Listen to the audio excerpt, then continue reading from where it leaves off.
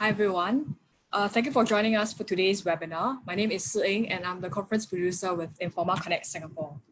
Today we are presenting the COVID-19 and the NHS UK response webinar as presented by Dr. Shah, who is the Global Digital Advisor and Consultant with UK's National Health Service.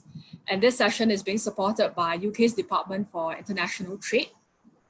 This session will be ongoing for about an hour with Dr. Shah presenting for about 35 minutes, which is followed by a 15 to 20 minutes Q&A. And this webinar is hosted as part of our forthcoming Asia Healthcare Week event, in which Dr. Shah is a keynote speaker on day one of the conference. So to learn more about the conference, you can find out more by clicking the link that my colleague will send over the chat. So before I hand over the time to him, before I hand over time to you, there are a number of admin matters that we'd like to go through with you. So feel free to ask your questions by clicking the Q&A button at the bottom panel of the screen. So due to the limited time that we have for Q&A, feel free to upvote questions and we'll address the questions with the highest votes first. And during the Q&A session, we also allow attendees to comment and speak up. So please feel free to raise your hand if you'd like to make a comment and I'll unmute you for that session. And lastly, the PowerPoint slides and the webinar recording will be sent to your email within 2 to 3 working days. So without further ado, let me introduce Dr. Shah, who will commence his presentation. Dr. Shah, please. Hello, it's great to join you and thanks for inviting me to this session. It's a shame I couldn't be there in person, but of course, as most of us know, the situation with COVID has of course taken over the world and has meant that most of us are faced with a very different set of circumstances. And some of the ideas I'll talk about today have come from other parts of the world. So a little bit about what's happening and the way in which COVID has affected the UK. Well, first of all, at the moment, we have almost 230,000 confirmed cases that have been through the UK, of which unfortunately, just over 33,000 people have died. And how does that compare globally? Well, globally, there are 4.35 million people that have been affected by COVID-19. And unfortunately, almost 300,000 people have died. And that's a massive number.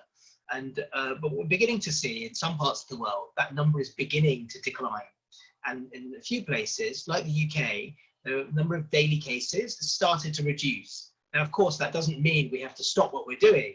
We do have to think really carefully about how we can bring that number down and what the role is of using healthcare technology, messaging, social media, and all of those things to help reduce the number of cases in the UK and elsewhere.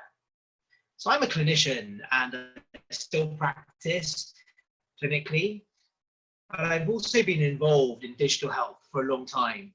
I've been supporting the NHS and I was the National Director for Digital Development in the NHS in England, but I'm also a clinician working in the NHS and seeing patients and have a number of services.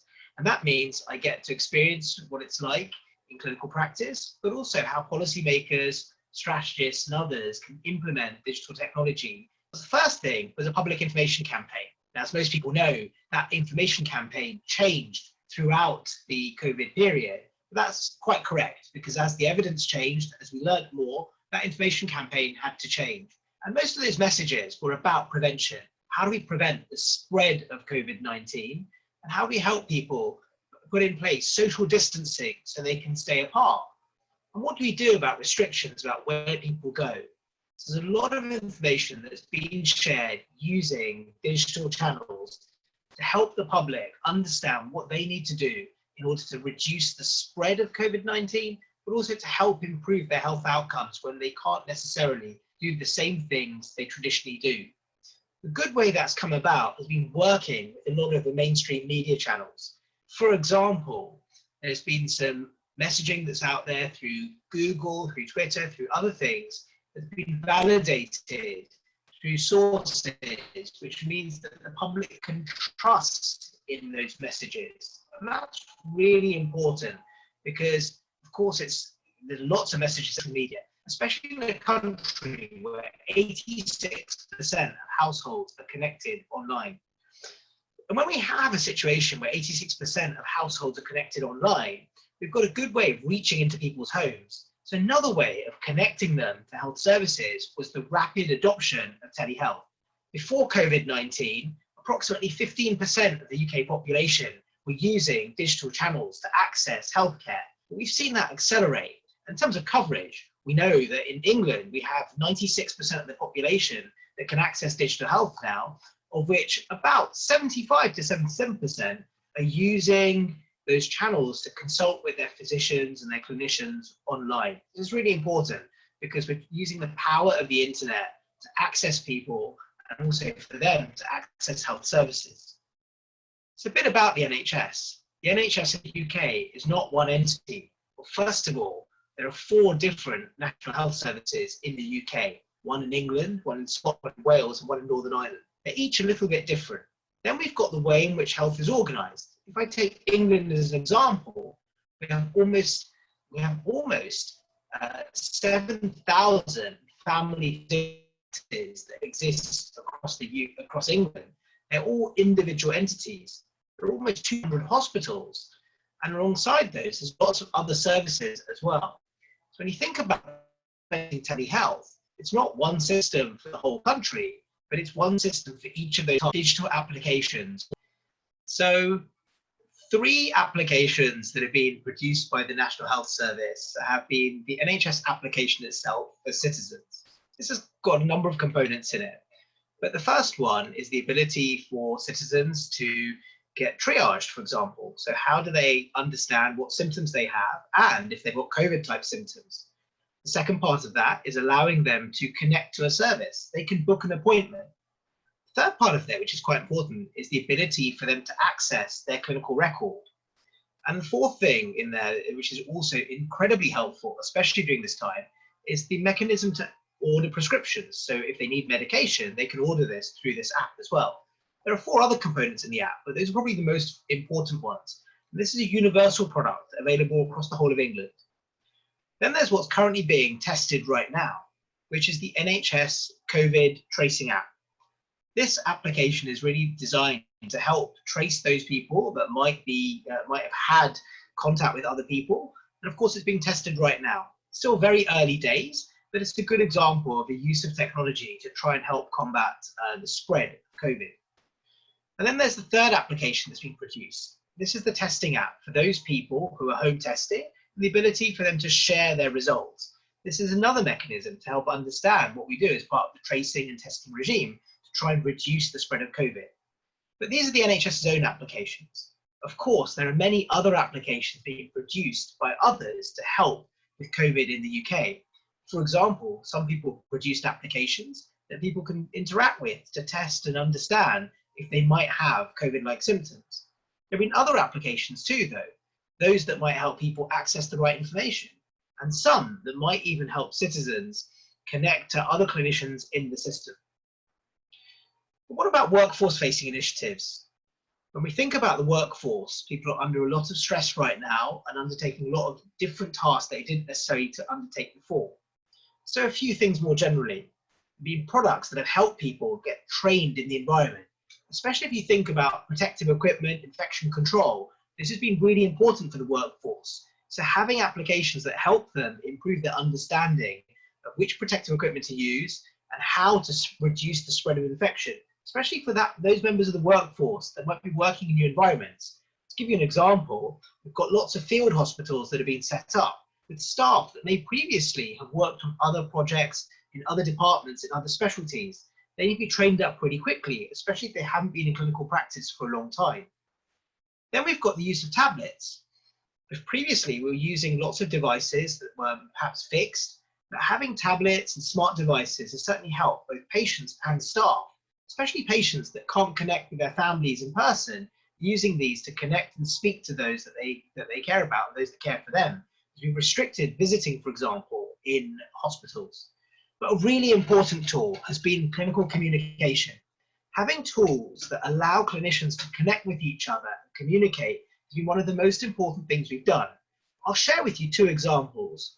We've got one which is a national platform, which is a Microsoft Teams-based product that's being used now in most of the NHS for a short period of time to help people have conversations, a bit like how we're doing right now through Zoom. But another one that's even more powerful is the thing that was used at a Suffolk-based hospital, West Suffolk Hospital, and that tool was Medic Bleep, and that's being used almost to replace the pager, and that's been a really good way that people be able to communicate with each other within a hospital setting, which has improved the efficiency and productivity of their day.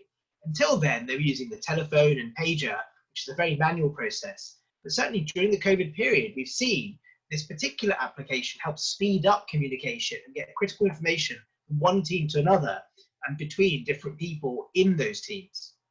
Then there's been different partnerships with industry. This has been quite helpful because we've been able to see good partnerships where some technology providers have given their resources for free, but other hospitals have been able to take up those resources to help them progress what they're doing. So for example, we've got products out there that are helping track protective equipment, helping policymakers and decision makers understand where the greatest need is across the UK. Now, seeing that visually on a map has helped them understand where to target resources and where to prioritize those resources when we know that the resources have been quite scarce. What about telehealth? Well, let's start off with triage systems. There's so many triage systems out there, but by having triage systems, what we've been able to do is better direct resources. So the typical flow in the UK is that a patient will interact with their primary care clinician using an online tool, but that's often prefaced with the triage product. The NHS has its own product, which is the NHS Pathways tool used in our national 111 online service, but there are other tools too. For example, Babylon Health has its own product, which is used in GP at Hand, which is its NHS tool. There are others used by products, for example, such as eConsult, which is another product provider that's got an online triaging sort of mechanism, which is form-based. But there are others out there too that are growing all the time. And those products are helping patients get to the right service. When they get to those services, they can get to the right clinician. But those tools aren't unique, and more growing. And there are some coming from other parts of the world. I've certainly seen some good tools from those such as Ada Health, and there are new ones emerging all the time, some of which are coming to secondary care. Then there's telehealth platforms.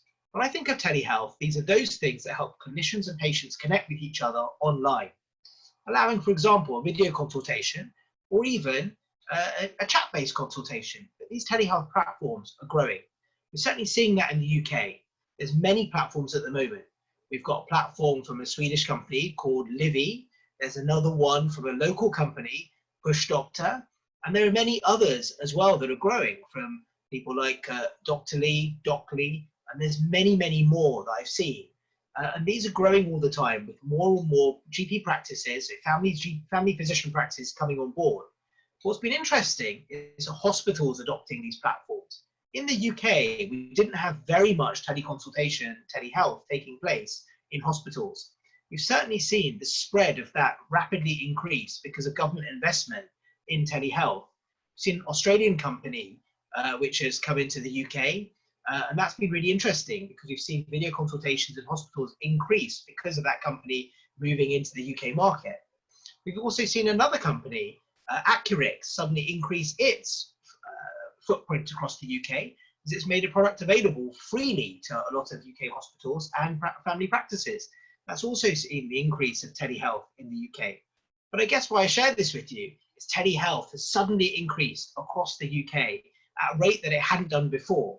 And the question is will we go back to where we were before? Will this change be sustained? I can understand that because of social distancing, telehealth is really important, but it might also be here to stay once COVID-19 starts to cease, or at least starts to go away. But what else has happened? Well, we've got a system that's got lots of needs, lots of demands, and a system that needs its capacity managed. So for this, we've seen some interesting tools and products emerge.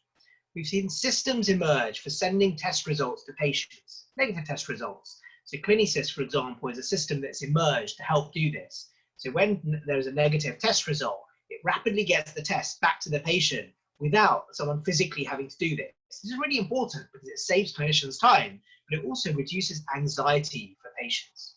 So in a really good early warning system, again, it's been tried in Australia and has come into the UK. So Patient Track has come into the UK and is being used in some of our field hospitals. and it's got early warning systems built into it. This helps spot those patients that are deteriorating from COVID-19 so that they can either have more rapid intervention or so that clinicians can adjust the treatment they're receiving. This is really important, especially in a system where we've got so many patients and not enough clinicians. This type of early warning system is absolutely essential, but not just essential now during the COVID period. Hopefully this will carry on after COVID, and we'll be able to continue using the system that better makes use of our workforce and reduces the burden on clinicians for helping improve outcomes. Then there's home working solutions. A company called One Advance has got a product called Adastra. It's also got a really good home working solution that we're seeing being used in urgent care settings. So previously, these were call centers or centers with lots of clinicians in them. But as a result of social distancing, we've had to make better use of our workforce because some of those workforce have had to isolate themselves. So whether it's a company called Q Doctor in the UK or another one called One Advance, they've managed to spread their technology to allow home working to take place. This is really important because that home working solution is secure and meets the standards of the UK, the privacy standards, the security standards, and also our safety standards. And not just clinical safety in the physical environment, but clinical safety which is relevant to healthcare technology. And this is so important when we're deploying care remotely, especially in unfamiliar surroundings. But there's another one that's much simpler. In our care homes in the UK, they've used email. Now, email might seem fairly straightforward, but they didn't even have email before in some of these care homes for secure transmission. And a product that's used across the UK, NHS Mail, has been used in these care home settings. Now, of course, it's been used in other settings as well. It's been used between clinicians that are prescribing. We do have a national electronic prescribing system in England, but that's mainly used between general practitioners and pharmacies. It doesn't apply in hospital settings, and it doesn't apply in other settings like dentistry. So they've also had to use email systems. Now, whilst these are good in the short term, they're not necessarily sustainable because they really involve, in some situations, scanning physical prescriptions and sending them to a pharmacy. That's probably not the best use of technology, not necessarily transformational, but it's a good example of some early insights around digitization. So what else is going on out there? I mentioned it earlier, but a really important product that I've seen out there is the one which is being used by hospitals to track their PPE. Their protective equipment, all of that equipment that they need on a daily basis to treat patients during the COVID period, is really important to planners that are controlling how the PPE is distributed. So a product that I saw recently in the UK, in England, so hospitals are tracking their protective equipment, entering their data, and then that's being made available on a map. That's really important to show both where that PPE is needed, but also how planners can distribute it more rapidly, especially when services are so critically being used and they're under pressure. This is quite important. What about another tool? A really interesting tool that I've seen is called Medic Shout. And if you look at this tool, it's really helpful because it helps save clinicians time. Often when IT technology goes down or people are short of equipment, they're having to phone a help desk somewhere or phone somebody else. But what if you could rapidly get that information to decision makers so they can make decisions without wasting time on the clinical front line? Well, Medic Shout is a really good example where this product is being used across certain hospitals and certain other healthcare settings to help that happen using an app-based product to convey information that allows more rapid decisions to be made, so that either whether it's repairing something that's broken, whether it happens to be improving IT technology, those things can be done without wasting lots of time on the phone to a help desk. It's saved lots of hours, especially at a time when people can't physically interact in their normal way. Another product that I've seen is the rollout of different types of command center.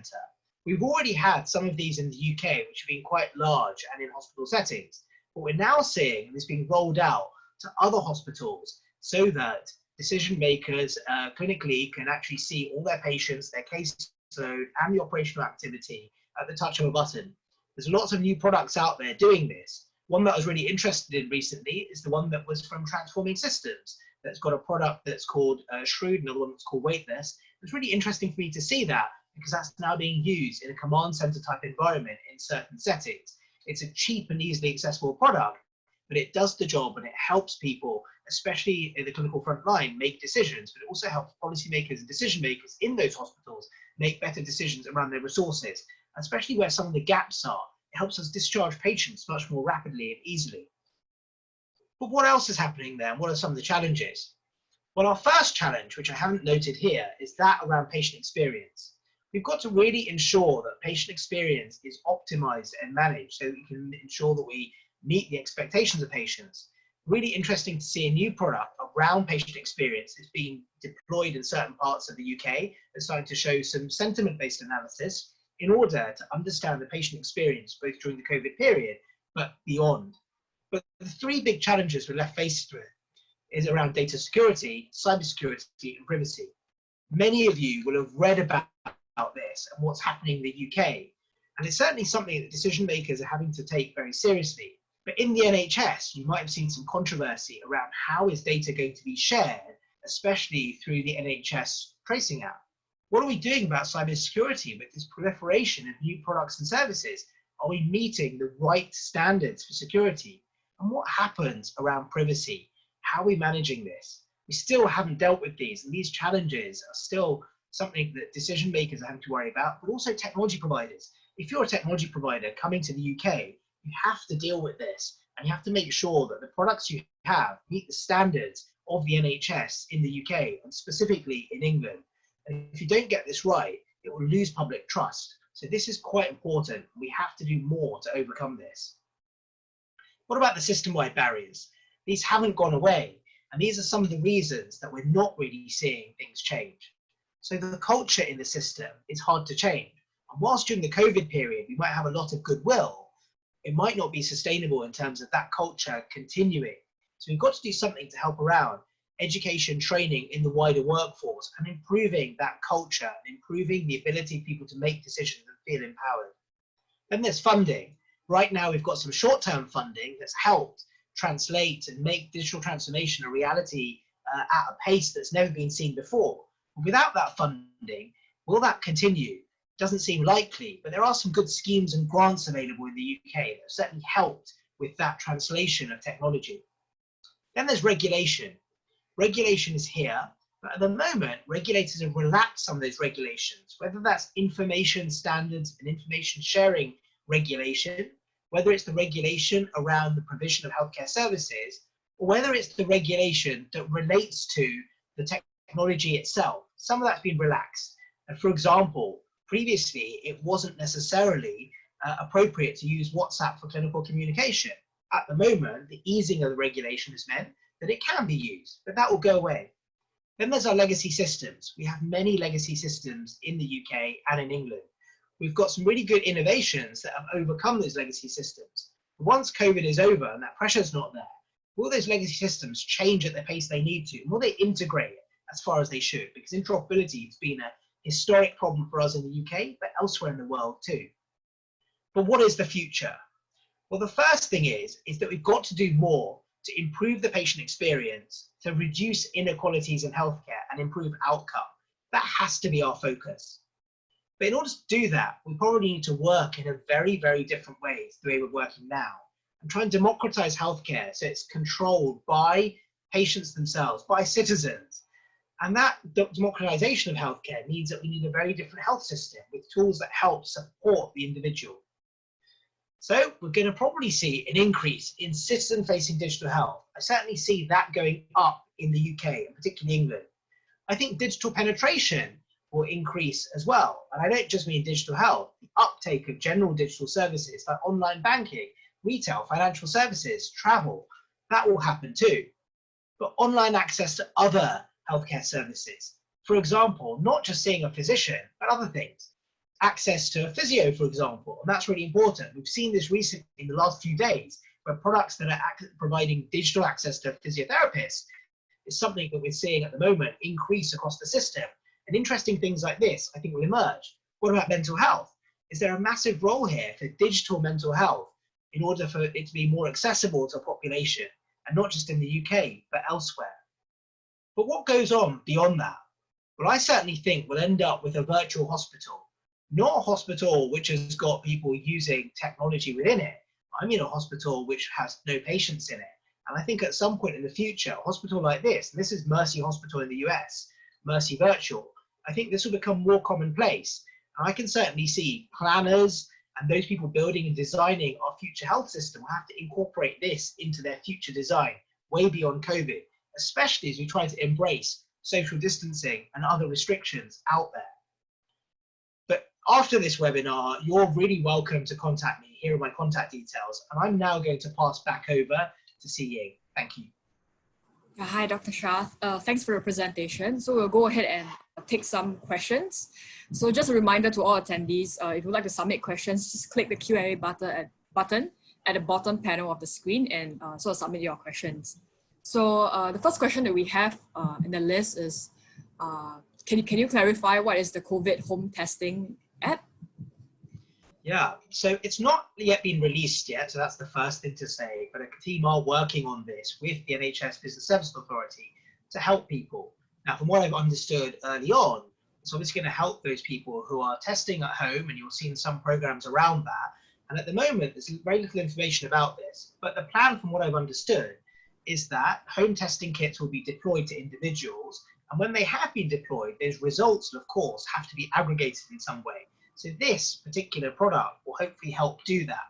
Now, it's not that dissimilar to entering some data, I imagine, but at the moment, very early days, but I'm sure we'll see more about this as this app gets tested itself and becomes more available to people once it's actually been produced. Now, who knows if it ever gets there, because of course it depends on the way in which COVID spreads in the population. But as an initiative, I think it's a great initiative that we're doing something that allows people to provide their data and make it more accessible so that the results from home testing can be shared more readily across the system. And the other interesting question that we have is, are you seeing any technology adoption trends in Asian healthcare services? Yeah, I mean, what's really interesting for me is, and I think if I look over in Asia more generally, I'm seeing much more readily adoption of telehealth and telemedicine. So in the UK, we're not really seeing the use of telemedicine in the same way, but something I've noticed from the Asian countries is the use of telemedicine, home monitoring devices, technology that can be used to translate things, for example, from those with long-term conditions. Now, I'm not really seeing the same thing happen in the UK right now, but I am seeing it in the US, and I am seeing it in Asia, where products that can be used by individuals at home, administered by family members or others, are being used, and that's helping with that connection to clinicians. So that's an interesting development in Asia that I haven't seen in the same way in the UK. I'm also seeing those social interaction type products being used for telehealth, for the people sharing their experiences of healthcare. Very different to that in the UK. Okay, that's interesting. And the other one that is receiving a bit of votes, how do you consider tablet versus laptop in NHS for infection control, i.e. the ability to clean effectively in addition to convenience, lightweight, and battery life? Well, I mean, I have a preference for tablets myself, so I like using tablet-based things because they're easy to use. I can navigate across them. One of the difficulties with some tablets is, of course, is that they're very difficult to use when you're wearing a glove. And I don't know if anyone else has experienced that, but some of them don't respond so well, especially in a clinical environment when you're wearing gloves and things like that. But of course, they are easier to clean. You can wipe them down, you can cover them, and some of the tablets are much better, and you can sort of put them in places that you wouldn't necessarily be able to carry a laptop around. Also, the other problem with the laptop is it's got spaces and keys between it. How do you clean between keys easily? Often you have to get laptops that you then cover. So I tend to find tablets are cheaper, they're easier to use, they're easier to navigate around as well. But the problem with tablets is that not all of the applications that we have on our laptops and physical devices are available on tablets. So we do need those technology providers to create products that can be used on tablets in the same way they can on physical devices such as laptops. But you know, it goes without saying, I would prefer tablets to be available than laptops. And certainly in the NHS, we've obviously got lots of products we already have, like laptops. It's very difficult to suddenly remove them overnight because there's a cost attached to it. But I know some hospitals are already starting to do that. And one hospital the other day bought 60 tablets. A really good example of tablets being used in our ambulance services. One of our ambulance services has adopted tablets at scale. And it's great because it means that those tablets can be assigned to individual clinicians, which means they can use recognition forms. So it means that when people access that tablet, the security protocol is very good, and they can readily, on scene, when they're in a patient's home, access some of their care record. It's a great use of a tablet. It'll be better than a laptop in that example. Okay, that's interesting. And I think the other question is receiving a number of votes. I believe that the design of hospital buildings will change significantly, or there may be areas not intended for use on respiratory treatment. Requirements for social distancing comes into play, and this may lead to increase in floor area requirements. For example, a standard lift capacity would be for 13 to 20%. The same lift now may be limited to perhaps just 4 to 6 people only. So this leads to a major change in capital expenditure. Do we have an opinion on this? Definitely. This is such an important question, especially as we start thinking about new hospitals. I'm really encouraged that in the UK, in the NHS, there is going to be some investment in hospitals, is what I've heard about from the announcements that have been made by government over the last few months. And in some areas, this will result in new hospitals being created. Now, it might be new hospital buildings on existing sites, or it might be new hospitals in their entirety. But why is this important?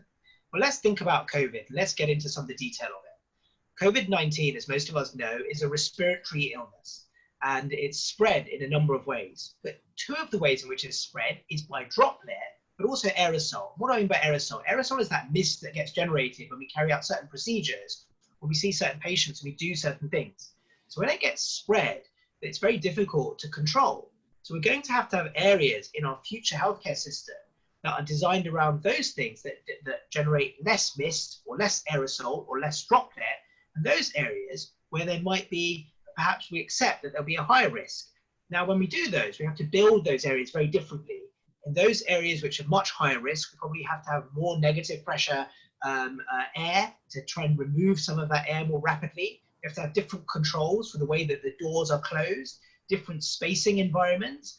Downtime is also important. Let's take a typical clinical environment. If I take a typical operating environment, it's got lots of metal, lots of plastic. Those things have an affinity for COVID, of course. It sticks to them, and it takes time to remove them or for them to degrade. Now, typically, it takes about 3 hours, we sort of estimate, for COVID to settle and for an environment to be clean. With negative pressure, that can be speeded up. But the amount of downtime that we have to have increases with the amount of equipment you have.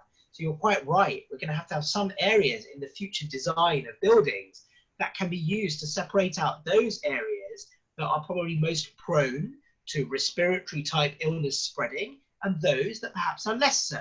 Now, this is a difficult thing to do because, of course, we can't tell what future diseases will emerge and how those diseases will spread. But if we take the learnings from what's happened before, we will have to change the design. Things like lifts, for example, were of course designed for more people, and we might still have the same size of lift, but we're going to have to try and have some spacing in the lifts maybe, especially for lifts that are going for long distances. But you're quite right, the design of those future buildings will change and the cost might change. But how do we mitigate that? Well, some of that might be using our space in a smarter way, using better technology, telehealth, for example, having less people physically coming into those hospitals and more being managed remotely. What about the use of telemedicine? Home monitoring devices really helps us to work out ways in which we can reduce the burden on hospitals, patients monitoring their health at home and connecting to a clinician in a control center type environment. That could work as well, which might reduce some of those costs on site. There's a balance here. You're right, some costs might go up, but some might also go down. In the short term, they may all go up, but in the longer term, I would hope that those capital costs could be reduced in some way. Right, there's another related question to sort of building design and environment. So this person who asked the question is from the building industry.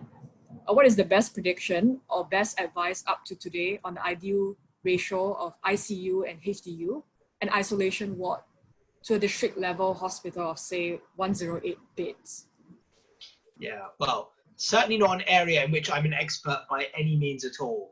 I have not really ever been involved in the design of an ICU or an HDU, but from what I can see at the moment, nothing at the moment probably changes. At the moment, we're probably carrying on as we are, but it's the future design we have to think about. And it's versatility. How do we create spaces that are versatile in their use? So whilst the ratio might go up or down, we need to have a responsive health system and the design of a building that's responsive to the change in need.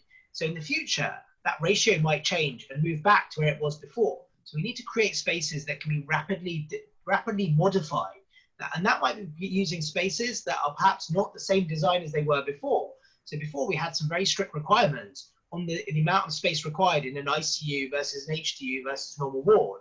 Maybe we might need to flex that and use technology to help us do that. Monitoring equipment, for example, might be smaller. The type of sort of spacing we have between patients might be less so if we can put in negative pressure, for example. Those things might change the ratio. But I'm by no means an expert in the design of a building for an ICU and HDU, but my ideas would be around creating a more responsive space that you can use for different needs. Okay, and the other question that we have, specific to the example of NHS UK, can you give an example of how your hospitals are executing contact tracing? Yeah, so hospitals themselves aren't necessarily executing contact tracing, other than obviously some hospitals are helping with this based on patients that have been seen. But the contact tracing, of course, is a government-wide initiative. Now, at the moment, some early testing is taking place of this in one part of the UK. So the government has taken an approach that it's going to introduce a contact tracing application that will help identify those individuals that have come into contact with each other within a certain time period. At the moment, that tracing application, from what we know, is using Bluetooth type technology. And that Bluetooth type technology is being used so that those people that come into contact with each other can, of course, be identified at some point. There's been some controversy over whether that should be decentralized or centralized. The UK government has gone for a centralized approach. It's made its reasons for that quite clear. But some of the things that we've been seeing so far is old telephone technology doesn't really work too well with that contact tracing application. But generally speaking, there has been an approach that the government has taken around contact tracing and to help individuals make decisions where they've come into contact with other people. But these are early days, and we've seen some early initial plans, and the government are trying hard to put something out there, but they're learning from other parts of the world. And certainly other parts of the world have taken a different approach where they've used other app-based technology for contact tracing. Right, and sort of last question that we have before we allow attendees to sort of raise their hand to comment and speak up. Last question is, 5G is a critical enabler of technology. So is NHS engaging telcos to discuss any form of collaboration to be at the forefront? 5G is going to be such an important part of health in the future, both for telehealth and for telemedicine. It's going to reduce the lag, it's going to improve the speed. And that's why 5G is critical. Now, what I am seeing is really good collaboration at the moment with some of the big 5G providers. For example, and this is just one example of many, Vodafone has been at the forefront of this in helping support one of the projects that has taken place around using 5G to improve the way in which telemedicine takes place. And a good example of telemedicine that's leveraging on 5G is within ophthalmology, improving the use of eye examination. But other examples of collaboration with telcos, which isn't 5G related, but has been around the very response to COVID-19 in the UK. It's been really nice that the telco providers have provided their facilities for 4G at the moment and other internet-based facilities to healthcare workers to improve the way that connectivity can take place and be used for telemedicine, telehealth, and also communicating between clinicians and other healthcare providers. And that's been a good example where early collaboration has taken place. But we've got a lot more to do specifically around 5G. 5G is in its early phases in the UK, and we can do a lot more to bring that in. And I certainly see as part of the future of telehealth and telemedicine post-COVID, we need to do much more with 5G. So I'm hoping there'll be more collaboration with telco. And I've seen that collaboration in other countries. In the Middle East, they've been good collaboration with 5G providers. So I do hope the same happens here. Okay, right. So as we move on to the part where we will get attendees to raise hand if they want to make a comment, or if you prefer to ask your questions over speech. Kindly you can raise your hand and I'll mute you for that session. And so I was wondering whether there are any last remarks that you would like to make to sort of end off your presentation. Yeah. So, from my point of view, first of all, thank you for letting me join. But what I would say is we've got a lot of learning to do from each other. We've got a lot of learning to do from those countries that have had different responses to COVID, the different ways in which they've interacted with each other, and really to understand what worked and what didn't work. Now, the response that we all had during the COVID period to healthcare technology in particular won't necessarily be the future solution. For example, if we put something in place today for COVID, that isn't necessarily the solution that we have in the future. Email, for example. What I'm really interested in is what other countries have done, other health systems have done, and how we learn from that as part of our journey after COVID. Especially in places like Singapore, you've had one of the best responses to COVID in the world, more so than other countries. And what is it that you did well? How did you use technology? And I certainly know my colleagues there in the Department of International Trade who are based in Singapore are really looking forward to welcoming and helping those entities in Singapore who can help us in the UK come into the UK market and start focusing on priorities. Now, our priorities are set out at the moment. They're set out in the Secretary of State's technology vision and the NHS long-term vision. That was our plan before COVID. And much of that results in technology response. And I'm sure there'll be those things that you've got in Singapore that will help us meet those ambitions. We're of course going to have some new ambitions after COVID is over. And I'd certainly say to all of you, watch out and listen in to those things that the NHS is discussing, because that will help you understand what our technology plans are and how you can help us. And we've got some local agents there on the ground in Singapore that can connect you to those people in the NHS. And we've got a great team in the UK Department of International Trade, and we've got a digital health lead who specialises in this area that can also help you navigate the system. And there are two main areas. One is how that you can bring your entities into the UK as part of our sort of investment in the UK. But the second is how UK companies export to Singapore. So we do need that bilateral sharing. And I'm really looking forward to that conversation, discussion taking place after COVID-19 is over. Right. There are no remarks or questions from the attendees, but definitely like what you say, I think people want to hear more from sort of representatives from different countries when it comes to tackling COVID to sort of come together and so discuss perspectives and generate new ideas. So as we move forward, we hope that we will have that as well. So and I've been really enthused that when I've been talking to colleagues around the world, they've had some great ideas and have been sharing with me their ideas. For example, even in Singapore, you've been, and generally across the Asian area, you've been watching what the issues are that we've had in the UK around personal protective equipment. What's been great is you've been able to see some of the live dashboards that are showing that the need and the demand. And in response to that, I've been contacted by so many people that have got offers of protective equipment they're able to share with entities in the UK. And they've contacted our cabinet office as a result of understanding that demand. And that type of collaboration, even at that level, has been great. But other things have been around understanding how you deal with things like language. In Asia, for example, there's so many different language requirements, more so than the UK. But we have the same problem in London. So seeing how you're using online and digital translation technology has been another great way that we've been able to learn from what's happened in that environment. Right. As moving forward, let's hope to see sort of more solutions that emerge from this COVID situation to tackle future emerging crises and pandemics as well. Completely. And if we look at what you've already learned in the Asian countries, you've been through it much earlier. So you're already coming out of this sooner and you're already coming up with new solutions for new ways of working. So I'm really interested to hear about what that's going to be. What's the future design of a hospital going to be based on what you've learned? Because what I've learned and what you've learned will be two different things, but I'm encouraged about that. And what I'm also seeing is collaborations. Digital health in the UK had some good collaborations, mainly focused on hospital systems, but that's changed.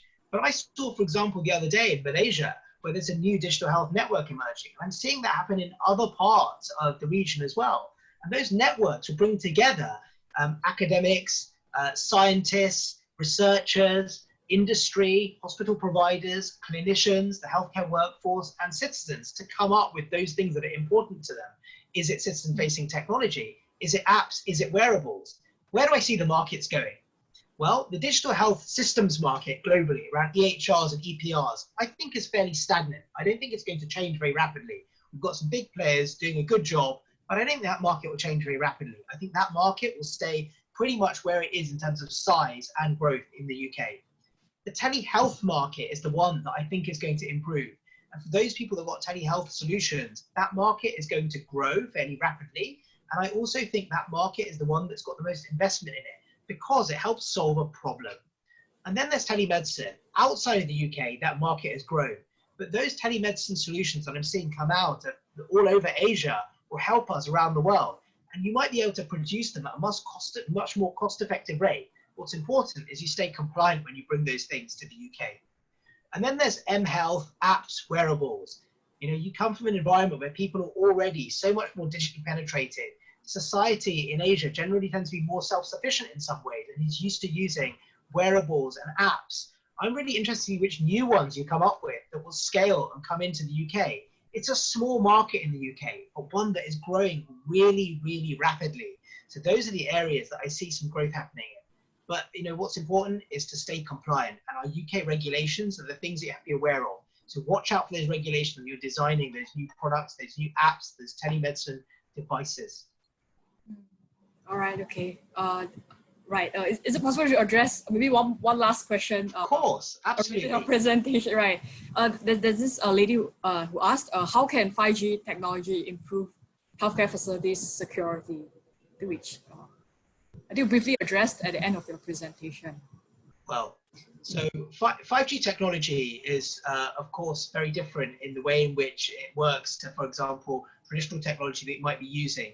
Now, a couple of ways 5G helps us is with reducing that lag and improving speed. But the other side of it, of course, could be with security, because it might allow us to adopt security standards that could be more universal in some form. Now, I don't know much more about what the telcos are doing around 5G, but I certainly think the telcos will have experience of how they could utilize 5G technology to improve security. And that can be everything from security on devices themselves, as well as the security that's in place at a communications level to try and restrict and remove some of the sort of things that the malware that might be coming in, but also at a local level on a device. It might be more secure to go through a 5G network than trying to connect up different devices. So that could be one of the ways, but early days for me. And I'm really interested to see the ideas from those places that have adopted 5G before we have in the UK. Okay, great. All right, thank you. So thank you everyone. And of course, thank you, Dr. Shah, for the wonderful presentation. Well, thank you for having me. I'm really looking forward to joining you in Singapore. And what I'm really looking forward to particularly is learning from all the people that participated from the Asia Pac region and understanding what you've done to combat COVID, but also some of the new ideas around hospitals. So very much look forward to connecting with you, and feel free to get in touch if there's anything else I can do to help or where you feel that you've got something to add. So thank you very much for having me. All right, thank you everyone. So kindly help us to fill up the post-webinar survey, which will be made accessible to you after you close this this webinar window. And again, thank you everyone, and thanks for joining us today, and we'll see you the next time. Bye.